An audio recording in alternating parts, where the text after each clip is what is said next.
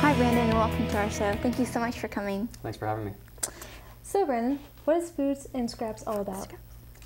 The food scrap recycling program means that residents are allowed to put food scraps and food soil paper products into their green waste cart to go to a composting facility where it's turned into compost and used in agricultural processes and sold back to residents for home gardening uses.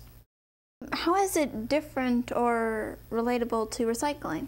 Well, it's recycling in the sense that the product that would have been discarded is sent to a better use where it's then used again after a processing, a production process.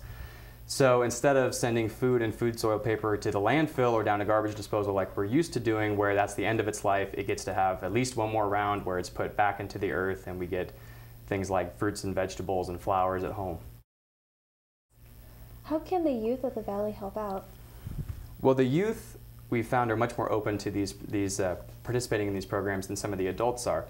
The adults have sort of a perceived ick factor with putting food waste into a green waste cart as opposed to a garbage bag, or they want to put it down to garbage disposal. So the youth really need to act as our ambassadors in the home to get their parents to do what we really need them to do. So if they can get armed with the good information and then persuade their parents to participate, it'll go a long way in helping me out.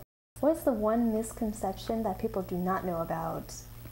What people don't understand about food scrap recycling is that the food soil paper products can go in as well. So they might know that their food trimmings can go in, but really your pizza boxes, ice cream cartons, as long as they're the cardboard kind, milk jugs that are the wax cardboard, and the napkins and paper towels can also go in to become compost. So the more recycling we can do, the longer we can prolong that capacity and keep those as a resource.